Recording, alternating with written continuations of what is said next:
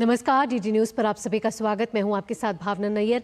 देश और दुनिया की बड़ी और अहम खबरों को लेकर हम हाजिर हैं। शुरुआत करते हैं बुलेटिन की टॉप हेडलाइंस के साथ। वॉशिंगटन में क्वाड देशों की बैठक में शामिल हुए विदेश मंत्री डॉक्टर एस जयशंकर। स्वतंत्र, मुक्त और समृद्ध हिंद प्रशांत क्षेत्र के आयामों पर हुई चर्चा।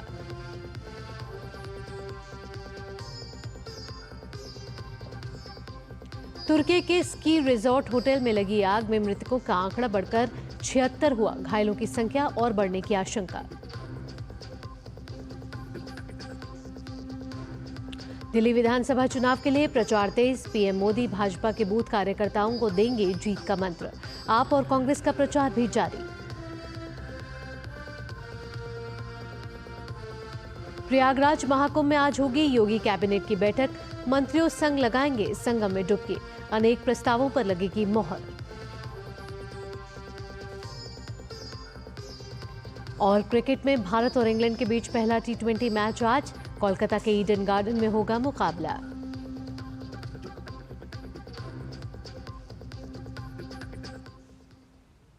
अब खबरें विस्तार से। सबसे पहले बात स्विट्जरलैंड में चल रही विश्व आर्थिक मंच बैठक की। 20 जनवरी से शुरू हुई इस बैठक में केंद्रीय मंत्री के राम मोहन नायडू ने भारत में बुनियादी ढांचागत उत्कृष्टता और नागरिक उड्डयन परिदृश्य में बदलाव विषय पर एक चर्चा को संबोधित किया। इस दौरान उन्होंने भारत में विमानन अवसरों पर चर्चा की। एमआरओ विकास से लेकर सस्टेनेबिलिटी लक्ष्यों की बात की। केंद्रीय मंत्री राम मोहन नायडू ने दुनिया के उज्जवल हरित भविष्य के लिए एविएशन इंडस्ट्री के सस्टेनेबल एविएशन फ्यूल के इस्तेमाल करने के लिए रोड मैप बनाने पर भी जोर दिया। One interesting thing we want to explore more into is the MRO sector. We see that a lot of business is happening there. We are only doing 20% of the maintenance of the whole aircraft in India itself. Much of it is being handled outside, and we want to change that picture a little bit now. We want to explore different areas. We want our airports to be sustainable. We want the whole aviation to be as much sustainable as possible. We are trying to utilize all the land that we have at the airports and converting them into renewable energy generation. Most of them are through solar. What is interesting and what would be an ideal way of looking at this sustainability angle, one is trying to produce the energy that we need in a very sustainable manner, renewable energy sources for that. But the other thing is, how do we reduce the consumption of by bringing in more efficient ways of utilizing the existing power that we have. So it's a both supply and demand way of looking at this sustainability. We are opening up 11 more airports also in the coming days. So that's a great opportunity for people who want to come into the airport development sector, bringing in a lot of investment into developing the airports also. इसके साथ ही केंद्रीय मंत्री ने Davos में बने Maharashtra Pavilion का भी दौरा किया। महाराष्ट्र पेविलियन में केंद्रीय मंत्री ने मुख्यमंत्री देवेंद्र फडणवीस से भी मुलाकात की और देश में निवेश बढ़ाने से संबंधित विभिन्न मुद्दों पर चर्चा की।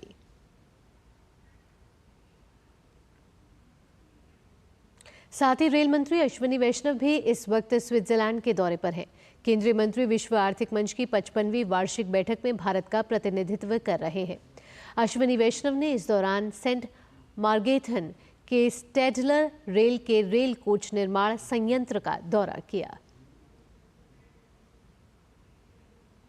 अमेरिका के वॉशिंगटन में क्वाड समूह के विदेश मंत्रियों की बैठक में विदेश मंत्री डॉक्टर एस जयशंकर ने शिरकत की। इस बैठक की मेजबानी अमेरिका के नए विदेश मंत्री मार्को रूबियो ने की। डोनाल्ड ट्रंप के अपने दूसरे कार्यकाल शुरू करने के एक दिन बाद ही हुई इस मीटिंग को काफी अहम माना जा रहा है। इस बैठक की जानकारी देते हुए विदेश मंत्री डॉक्टर एस जयशंकर ने सोशल मीडिया प्लेटफॉर्म एक्स पर लिखा कि यह अहम है कि क्वाड विदेश मंत्रियों की बैठक ट्रंप प्रशासन की शुरुआत के कुछ ही घंटों के भीतर हुई है। यह अपने सदस्य देशों की विदेश नीति में इसकी प्राथमिकता को दर्शाता है। इसके साथ ही उन्होंने अमेरिकी विदेश सचिव मार्को रूबियो को धन्यवाद देते हुए कहा कि हमारी मेजबानी करने के लिए रूबियो और विदेश मंत्रियों सेनेटर वोंग और ताकेशी इवाया को उनकी भागीदारी के लिए धन्यवाद।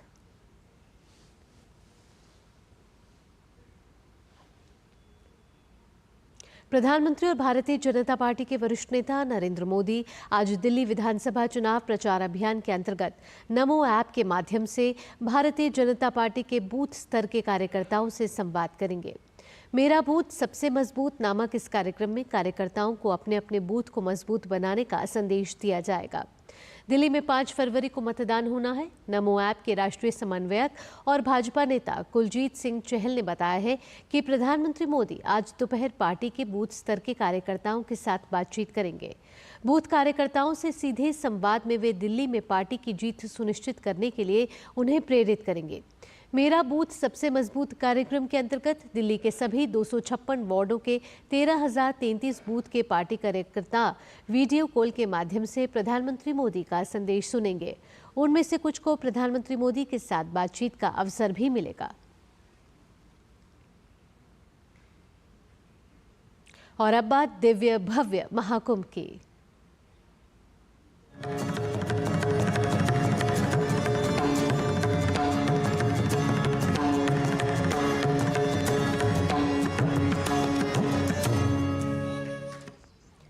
प्रयागराज महाकुंभ में आज उत्तर प्रदेश सरकार की कैबिनेट बैठक होने जा रही है।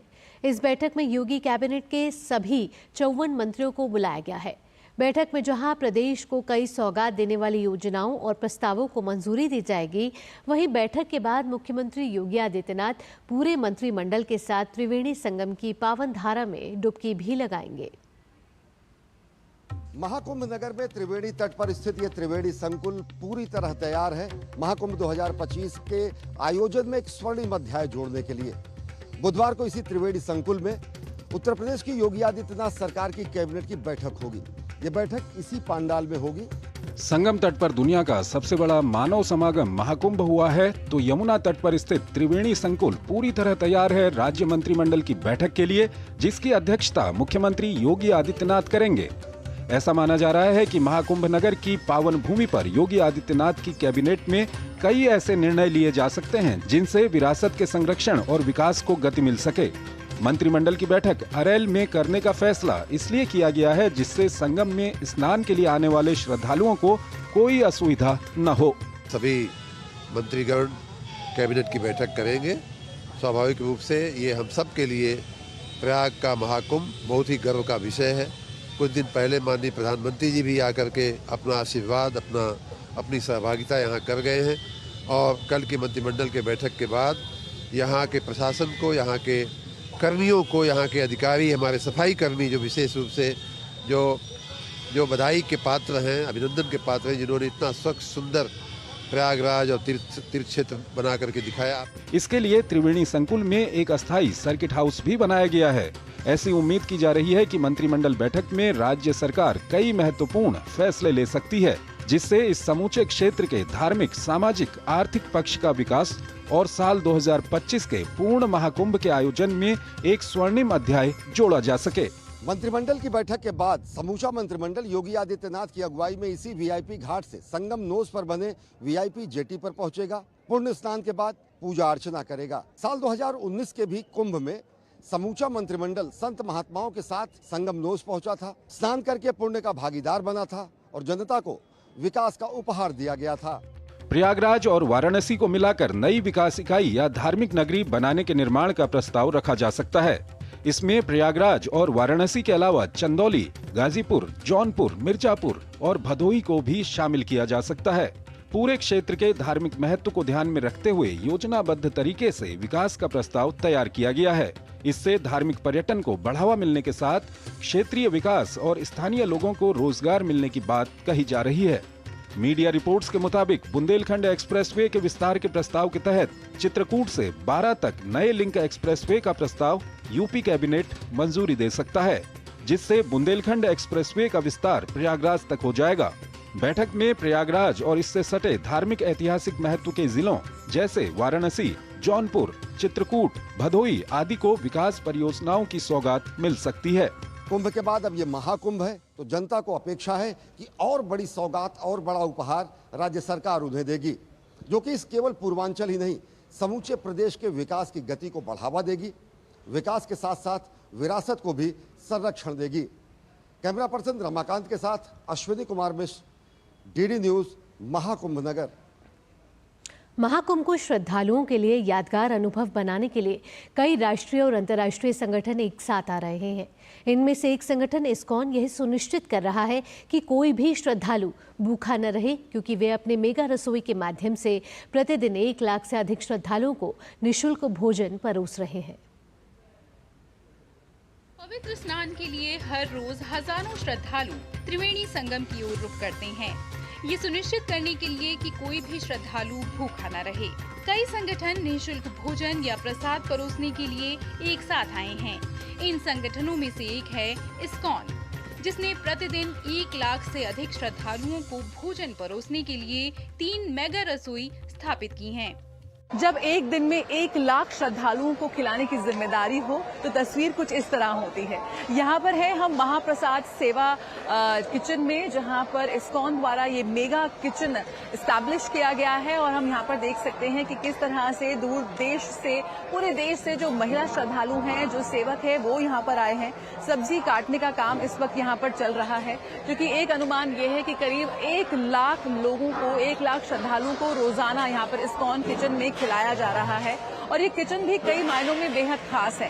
जिस तरह से यहाँ पर साफ सफाई का अरेंजमेंट रखा गया है, जिस तरह से हम देख सकते हैं किस तरह से जो तमाम जो सुरक्षा के मानक हैं, जो प्रोटोकॉल्स हैं, उनको फॉलो करते हुए यहाँ पर काम किया जा रहा है। और यहाँ पर देख सकते हैं जो पद्धति जिस तरह से अपनाई गई है, आप पीछे देखेंगे मिट्टी के चूल्हे यहाँ पर इतने बड़े बड़े बनाए गए हैं, जहाँ पर कोयले और लकड़ी की राख से खाना बनाया जा रहा है, क्योंकि कई मायनों में सिलेंडर का जो है कई बार वो खतरा भी पैदा कर सकते हैं और इतनी ज्यादा संख्या में सिलेंडर उपलब्ध होना वो भी एक चुनौती थी। तो ऐसे में जो पारंपरिक शैली है भोजन बनाने की और भोजन परोसने की, वो यहाँ पर अपनाई गई है। और हम देख सकते हैं कि बहुत ही शानदार तरीके से इस किचन को लगातार दिन रात चलाया जा रहा है। जब भोग की बात आती है, आस्था का ये महासंगम है, महाकुंभ 2025, तो ऐसे में मीठा बनता है, तो कोशिश की जाती है कि जो भगवान का जो भोग है वो यहाँ पर श्रद्धालुओं को भी दिया जाए।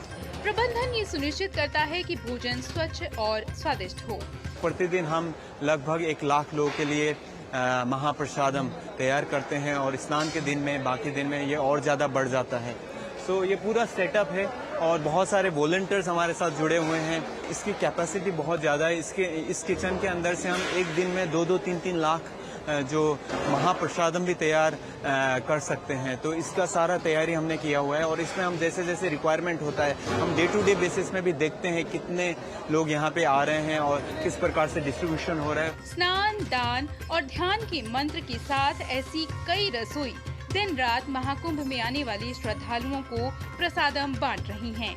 आगे आ रहे हैं अमृत स्नान और मौनी अमावस्या, और ऐसा अनुमान है कि करीब 8 से 10 करोड़ स्नान करेंगे मौनी अमावस्या के दिन। तो ऐसे में यहाँ पर महाप्रसादम को लेकर तैयारी भी और ज्यादा जोर शोर से जारी है। कैमरा पर्सन शिव के साथ जया सिन्हा, प्रयागराज, डीडी न्यूज। महाकुंभ क्षेत्र में देश और विदेश से आए तमाम श्रद्धालु आस्था की डुबकी लगा रहे हैं। थाईलैंड से आए नवयुवकों का एक दल अपनी संस्कृत वंदना और मंत्रों के उच्चारण को लेकर महाकुंभ क्षेत्र में लोगों का ध्यान खींच रहा है।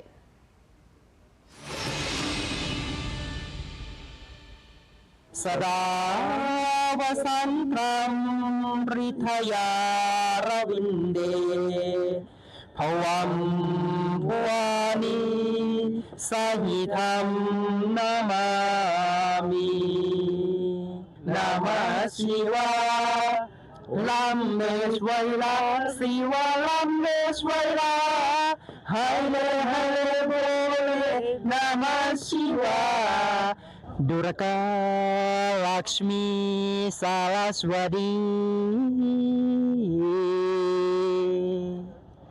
ऐश्वर्यं मधुरं ईश्वरी। यह दल पूरे कुंभ मेला क्षेत्र में घूम घूम कर भारतीय संस्कृति के बारे में जानकारी ले रहा है। डीडी न्यूज से बातचीत में इस समूह ने महाकुंभ को एक अचंभित करने वाला एक बहुत साकार उत्सव बताया है।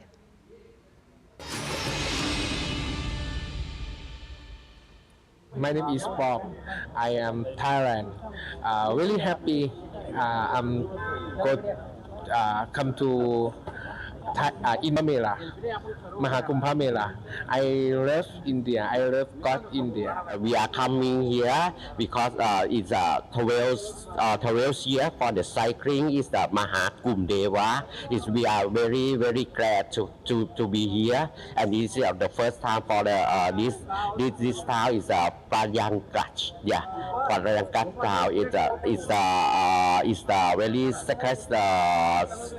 sacred river that to take a bath for to wash away for the sin. Yeah, something like this. Yeah, very happy. Yeah. Prayagraj में सूचना और प्रसारण मंत्रालय की डिजिटल प्रदर्शनी आकर्षण का केंद्र बनी हुई है।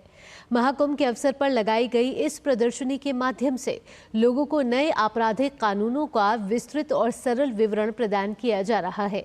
इसके अलावा प्रदर्शनी में एनामॉर्फिक दीवारों, एलईडी टीवी स्क्रीन, एलईडी दीवारों और होलोग्राफिक सिलेंडरों के माध्यम से केंद्र सरकार की विभिन्न कल्याणकारी योजनाओं, नई नीतियों, कानूनों और भारतीय संविधान के बारे में जानकारी दी जा रही है।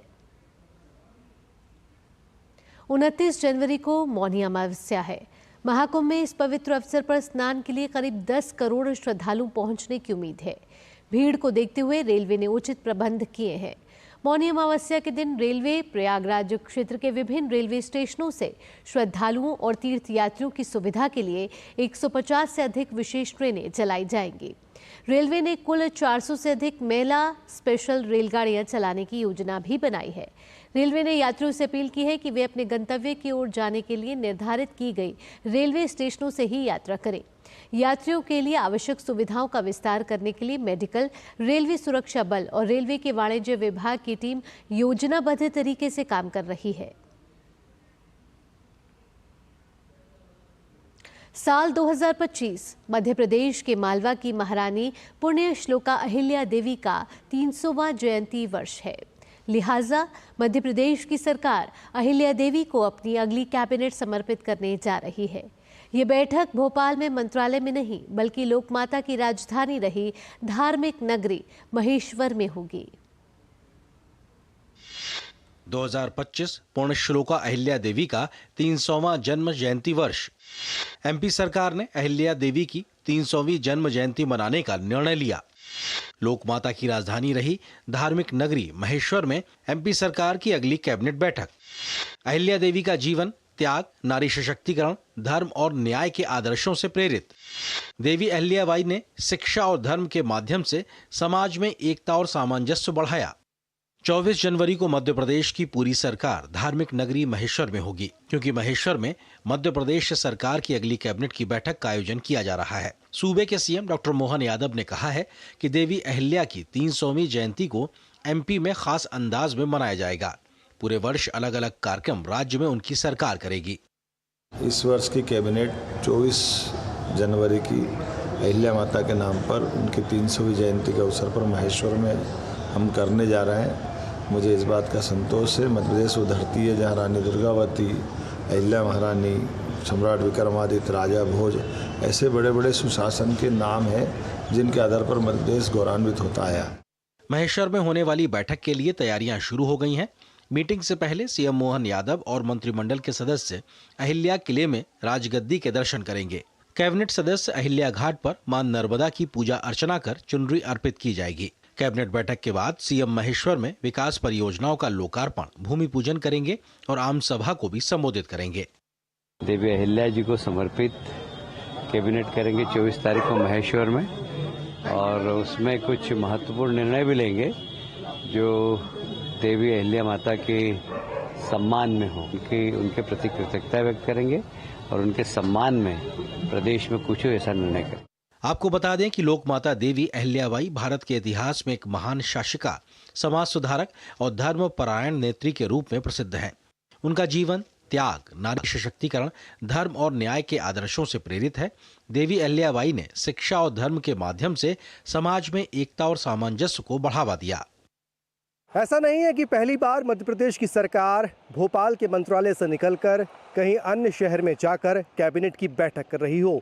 इससे पहले भी एमपी सरकार कई महापुरुषों के सम्मान में अलग अलग जगहों पर कैबिनेट की बैठक आयोजित कर चुकी है और उसके फैसले ये बताते हैं कि इस बैठक में कहीं ना कहीं महिला सम्मान और मालवा के फायदे के फैसले हो सकते हैं। कैमरामैन विजय शर्मा के साथ आदित्य श्रीवास्तव, डीडी न्यूज़, भोपाल। मध्य प्रदेश के मुख्यमंत्री डॉक्टर मोहन यादव ने 21वें आयुर्वेद पर्व 2025 के अंतर्गत प्रदेश में 11 आयुर्वेदिक कॉलेज आरंभ करने की घोषणा की है। नई शिक्षा नीति के प्रावधान के अनुसार विश्वविद्यालयों को आयुर्वेदिक, मेडिकल सहित अन्य सभी प्रकार के कोर्स संचालित करने की अनुमति राज्य सरकार द्वारा प्रदान की गई है। मध्य प्रदेश में खुलेंगे 11 नए आयुर्वेद कॉलेज। हिंदी में होगी यूनानी चिकित्सा की पढ़ाई। उज्जैन में खोला जाएगा अखिल भारतीय आयुर्वेद संस्थान। मध्य प्रदेश में बनेगा अंतर्राष्ट्रीय वैदिक न्यायालय। मध्य प्रदेश में मेडिकल कॉलेजों की तर्ज पर अब 11 नए आयुर्वेद कॉलेज खोले जाएंगे। आयुर्वेद में पैरामेडिकल, नर्सिंग आदि कोर्सेज चलाने की व्यवस्था की जाएगी। वहीं करीब 500 आयुर्वेद प्रोफेशनल्स को इन कॉलेजों में भर्ती किया जाएगा। मध्य प्रदेश के अंदर सरकारी मेडिकल कॉलेज आयुर्वेदिक 56 चल रहे हैं। 5 भारत सरकार ने अभी अनुमति दी है। 2 स्टेट मत से कुल मिलाकर के 11 मेडिकल कॉलेज नए बनने वाले हैं। सब मिला के 67 कॉलेज हमारे राज्य में होंगे। नई शिक्षा नीति के प्रावधान अनुसार विश्वविद्यालयों को आयुर्वेदिक, मेडिकल सहित अन्य सभी प्रकार के कोर्स संचालित करने की अनुमति राज्य सरकार द्वारा प्रदान की गई है। आयुर्वेद कॉलेजों में पैरामेडिकल, नर्सिंग आदि कोर्सेज चलाने की व्यवस्था की जाएगी। आयुर्वेद से जुड़े क्लिनिक और नर्सिंग होम के पंजीयन की प्रक्रिया अब तक स्वास्थ्य विभाग करता था, जिसमें कई प्रकार की परेशानी होती थी। लेकिन अब आयुर्वेद विभाग से जुड़े क्लिनिक और नर्सिंग होम का पंजीयन आयुष विभाग करेगा। वहीं यूनानी चिकित्सा की शिक्षा भी हिंदी भाषा में दी जाएगी। इसके साथ ही उज्जैन में अखिल भारतीय आयुर्वेद संस्थान खोला जाएगा, जिसका प्रस्ताव भारत सरकार के पास विचाराधीन है। हमारे पास 55 जिले सरकारी है, लेकिन 56 मेडिकल कॉलेज अभी मध्य प्रदेश में हमारे यहाँ पर कार्यरत है, जिनपे हम अपने 9,500 विद्यार्थियों को अपनी इस विधा से जोड़ रहे हैं। और ऐसे में जब हम अपने 11 जोड़ेंगे तो 55 से ये खसक करके 67 तक जाएगी। आयुर्वेद के माध्यम से ही 100 वर्ष जीने के लक्ष्य को साकार कर जीवते शरद शतम के भाव को सिद्ध किया जा सकता है। आयुर्वेद आयु की प्रत्येक अवस्था में बेहतर जीवन जीने का प्रमाणिक मार्ग है। मध्य प्रदेश सरकार प्रधानमंत्री मोदी के मेक इन इंडिया मंत्र के साथ हील इन इंडिया मंत्र को भी बढ़ावा दे रहा है। भारत में दुनिया के स्वास्थ्य और तंदुरुस्ती की राजधानी बनने की अपार संभावनाएं हैं, जिसमें मध्य प्रदेश सिरमौर बनने को तैयार दिखाई दे रहा है। कैमरा पर्सन चंद्रमोहन के साथ श्रेयस द्विवेदी, डीडी न्यूज़, भोपाल। बढ़ते आगे अंतर्राष्ट्रीय खबरों का रुख कर लेते हैं। उत्तर पश्चिमी तुर्की में स्की रिजॉर्ट के एक होटल में आग लगने से मृतकों की संख्या बढ़कर 76 हो गई है। हताहतों की संख्या और बढ़ने की आशंका बताई जा रही है। इस दर्दनाक हादसे में 50 से अधिक लोग घायल हुए हैं। जानकारी के मुताबिक स्थानीय अधिकारियों के अनुसार होटल में रह रहे लगभग 230 लोगों को बाहर निकाला जा चुका है। तुर्की के गृह मंत्री अली येरलिकाया ने बताया कि कार्तल काया के पहाड़ों पर स्थित इस रिजॉर्ट के 12 मंजिला ग्रैंड कार्तल होटल के रेस्तरां में आग लगी थी। घटना के बाद एहतियात के तौर पर आसपास के अन्य होटलों को भी खाली करा लिया गया है। आग लगने का कारण अभी स्पष्ट नहीं है। तुर्की के न्याय मंत्री यिल्माज तुनक ने घटना की जांच के लिए 6 अभियोजकों की नियुक्ति की है। खेल की खबरों का रुख करें। भारत और इंग्लैंड के बीच 5 मैच की T20 सीरीज का पहला मुकाबला आज कोलकाता के ईडन गार्डन्स स्टेडियम में खेला जाएगा। इंग्लैंड के खिलाफ यूं तो T20 में भारत का पल्ला भारी है, लेकिन मौजूदा समय में इंग्लैंड की टीम में कई ऐसे युवा खिलाड़ी हैं जो अपने दम पर मैच का रुख बदलने का माद्या रखते हैं। न्यूजीलैंड और ऑस्ट्रेलिया के खिलाफ टेस्ट सीरीज में मिली हार के गम को भुलाकर अब टीम इंडिया सीमित ओवर की सीरीज के लिए तैयार है। ये तैयारी इंग्लैंड के खिलाफ है, जहां जंग का आगाज T20 सीरीज से होगा। सूर्य कुमार यादव की कप्तानी में टीम इंडिया ईडन गार्डन्स के मैदान पर इंग्लिश टीम के खिलाफ उतरेगी। बड़ी बात यह है कि इस मुकाबले में मोहम्मद शमी की वापसी होगी, जो लंबे समय बाद टीम इंडिया से जुड़ेंगे। ओपनर के तौर पर संजू सैमसन और अभिषेक शर्मा शुरुआत दे सकते हैं। वहीं मध्य क्रम में कप्तान के साथ साथ रिंकू सिंह और तिलक वर्मा से उम्मीद रहेगी। गेंदबाजी में मोहम्मद शमी के अलावा अर्शदीप सिंह और हर्षित राणा अहम भूमिका निभा सकते हैं। वहीं इंग्लैंड टीम पर गौर करें तो जोस बटलर की कप्तानी में टीम बेहतर करने के इरादे के साथ होगी। इंग्लैंड के लिए जैकब बेथल उपयोगी बल्लेबाज साबित हो सकते हैं। गेंदबाजी में शमी की तरह जोफ्रा आर्चर भी वापसी कर रहे हैं। आंकड़ों की बात करें तो भारत और इंग्लैंड के बीच अब तक 24 T20 मुकाबले हुए हैं, जिसमें भारत ने 13 जबकि इंग्लैंड ने 11 मैच जीते हैं। वैसे ईडन गार्डन्स के मैदान पर भारत ने इंग्लैंड के खिलाफ एक ही T20 मुकाबला खेला है, जिसमें टीम को हार मिली है। कुल मिलाकर फटाफट क्रिकेट के इस फॉर्मेट का रोमांच अब अगले कुछ दिन क्रिकेट प्रेमियों को बिजी रखेगा। Sports desk, DD news. इसी के साथ इस बुलेटिन में इतना ही। अगला कार्यक्रम आप देखेंगे नया सवेरा, मेरे सहयोगी गौरव श्रीवास्तव के साथ। फिलहाल के लिए मुझे दीजिए अनुमति। नमस्कार।